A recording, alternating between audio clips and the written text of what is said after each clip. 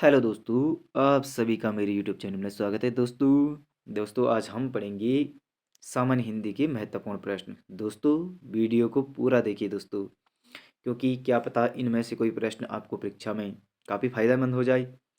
तो इसलिए दोस्तों पूरा वीडियो देखिए, सारे प्रश्नों को आराम से देखिए। शुरू करते हैं दोस्तों आज के प्रश्न। पहला प्रश्न,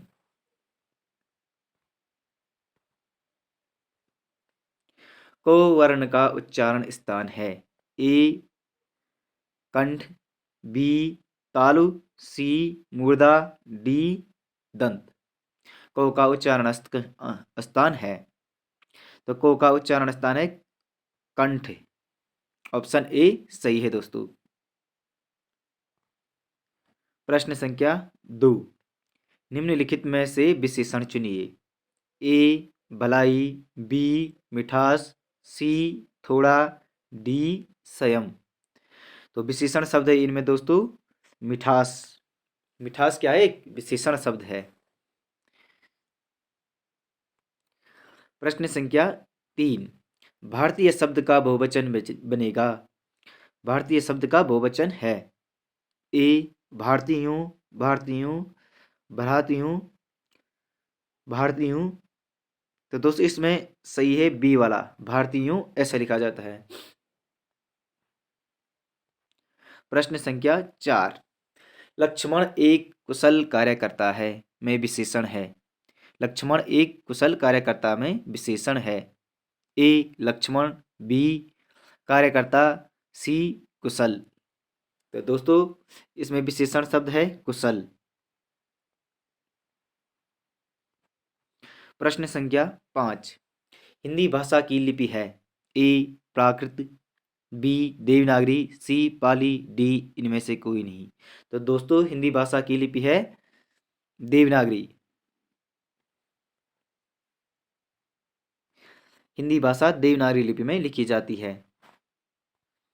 प्रश्न संख्या 6, निर्वासित शब्द में निम्न में से कौन सा प्रत्यय है? ए इत प्रत्यय, बी सित प्रत्यय, इक प्रत्यय इनमें से कोई नहीं। तो दोस्तों निर्वासित में इत प्रत्यय लगा हुआ है।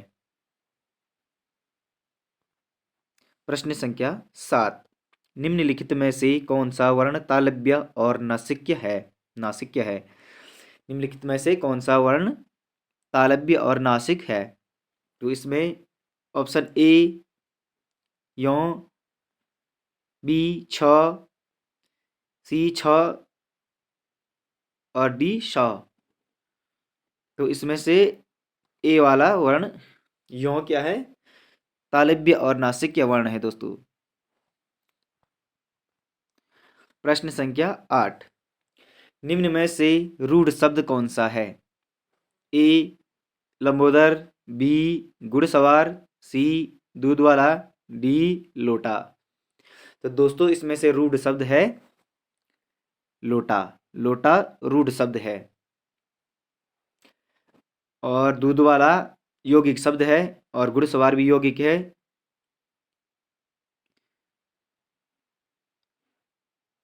और लंबोदर योग रूढ़ है। प्रश्न संख्या 9, निम्न में जातिवाचक संज्ञा कौन सी है? ए कैलाश, बी काशी, सी गंगा, डी नदी। निम्न में जातिवाचक संज्ञा है नदी। ऑप्शन डी सही है। प्रश्न संख्या 10, निम्न में संयुक्त व्यंजन कौन से हैं? ए य र ल व, बी स स स ह, सी छ त्र ज्ञ और डी प फ ब भ। तो दोस्तों इनमें संयुक्त व्यंजन है छ त्र ज्ञ। ये तीनों संयुक्त व्यंजन हैं। प्रश्न संख्या 11, निम्नलिखित में से कौन सा अंतःस्थ वर्ण का उदाहरण है? ए ऊष्म महाप्राण व्यंजन झ और ठ, बी अघोष वर्ण ट और ठ, सी कंठ तालव्य ए आई और डी दंत तालव्य व। तो इसमें अंतः स्तव व्यंजन है दोस्तों दंत्य तालव्य व।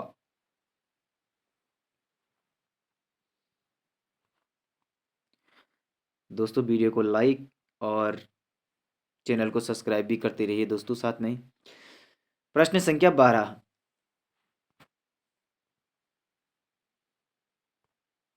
निम्नलिखित शब्दों में से बताइए कि किस शब्द में उपसर्ग एवं संधि दोनों है। ए अभिष्ट, बी अभिमत, सी अभिनय, डी अभिनव। तो किस शब्द में उपसर्ग और संधि दोनों हैं? तो दोस्तों अभीष्ट में उपसर्ग और संधि दोनों हैं। प्रश्न संख्या 13, निम्न में से कौन सा वर्ण महाप्राण है? ए क, बी ख, सी ग, डी ड। तो दोस्तों बी वर्ण महाप्राण है, ख महाप्राण वर्ण है। प्रश्न संख्या 14, हिंदी की उत्पत्ति किस शब्द से हुई है? ए मागधी से, बी सौरसेनी से, सी अर्धमागधी से, डी नागर अपभ्रंश से। तो दोस्तों हिंदी की उत्पत्ति हुई है सौरसेनी अपभ्रंश से। सौरसेनी अपभ्रंश से हिंदी की उत्पत्ति हुई है। प्रश्न संख्या 15, सामान्य वर्तमान काल का उदाहरण है। सीता बाजार जाती होगी, बी रमेश ने समाचार पत्र पढ़ा, सी वर्षा हो रही है, डी वह कोलकाता जाता है। तो दोस्तों सामान्य वर्तमान काल का उदाहरण है कि रमेश ने पत्र पढ़ा। पशु शब्द का विशेषण बनेगा पाश्विक, पशुतत्व, पशुपति और पशुता। तो दोस्तों पशु शब्द का विशेषण बनेगा पाश्विक। ऑप्शन ए सही है दोस्तों। प्रश्न संख्या 17, निम्न में से कौन सा भाववाचक संज्ञा है?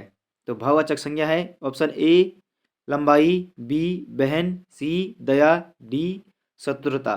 तो भाववाचक संज्ञा इनमें से कौन सी नहीं है दोस्तों? तो बहन भाववाचक संज्ञा नहीं है। प्रश्न संख्या 18, ज्ञानोदय में संधि है। ए स्वर संधि, बी व्यंजन संधि, सी विसर्ग संधि, डी इनमें से कोई नहीं। तो ज्ञानोदय में स्वर संधि है दोस्तों। प्रश्न संख्या 19, घुड़सवार में कौन सा समास है? ए द्विगु, बी क्रमधाराय, सी तत्पुरुष, डी अव्ययीभाव समास। तो दोस्तों घुड़सवार में तत्पुरुष समास है। प्रश्न संख्या 20, बचपन और जवानी के बीच की अवस्था क्या कहलाती है? ए नवयुवा, नवोढ़ा, वयस्संधि और वयस्कता। तो दोस्तों इसका उत्तर है सी वयस्संधि। बचपन और जवानी के बीच की अवस्था वयस्संधि कहलाती है दोस्तों। प्रश्न संख्या 21, शुद्ध वर्तनी का चयन कीजिए। तो शुद्ध वर्तनी है दोस्तों ज्योत्सना, ज्योत्सना। शुद्ध वर्तनी ऑप्शन बी सही है दोस्तों इनमें। प्रश्न संख्या 22, निम्नलिखित वाक्य का शुद्ध पद क्रम होगा। ए एक पानी का गिलास लाओ, बी पानी का एक गिलास लाओ, सी एक गिलास पानी का लाओ, डी इनमें से कोई नहीं। तो दोस्तों इसका उत्तर होगा दोस्तों ऑप्शन सी एक गिलास पानी का लाओ।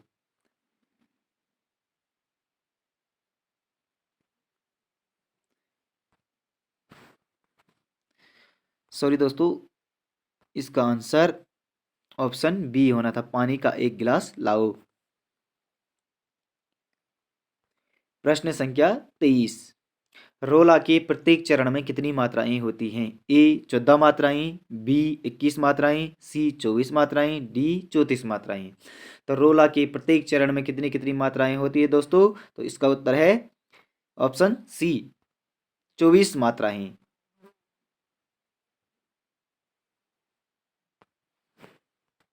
रोला के प्रत्येक चरण में 24 मात्राएं होती हैं। प्रश्न संख्या 24, राम रमापति कर धन लेहु यहाँ कौन सा अलंकार है? राम रमापति कर धन लेहु में कौन सा अलंकार है? ए वक्रोक्त अलंकार, बी अनुप्रास अलंकार, सी यमक अलंकार, डी श्लेष अलंकार। तो दोस्तों इसमें कौन सा अलंकार है? दोस्तों इसमें अलंकार होगा ऑप्शन ए वक्रोक्ति अलंकार। राम रमापति कर धनु लेहु में वक्रोक्ति अलंकार है दोस्तों। प्रश्न संख्या 25, दांतों तले उंगली दबाना मुहावरे का अर्थ है? ए अपनी इच्छा के अनुसार चलना, बी किसी की इच्छा अनुसार चलना, सी थोड़ा सा सहारा पाना, डी आरोप लगाना। तो दोस्तों इसका उत्तर होगा बी किसी की इच्छा अनुसार चलना। दांतों तले उंगली दबाने का अर्थ होता है किसी की इच्छा अनुसार चलना। हेलो दोस्तों, वीडियो को लाइक और चैनल को सब्सक्राइब जरूर करें दोस्तों, और ऐसी ही प्रैक्टिस सेट देखने के लिए हमारे चैनल को सब्सक्राइब करके वीडियो को देखते रहिए दोस्तों।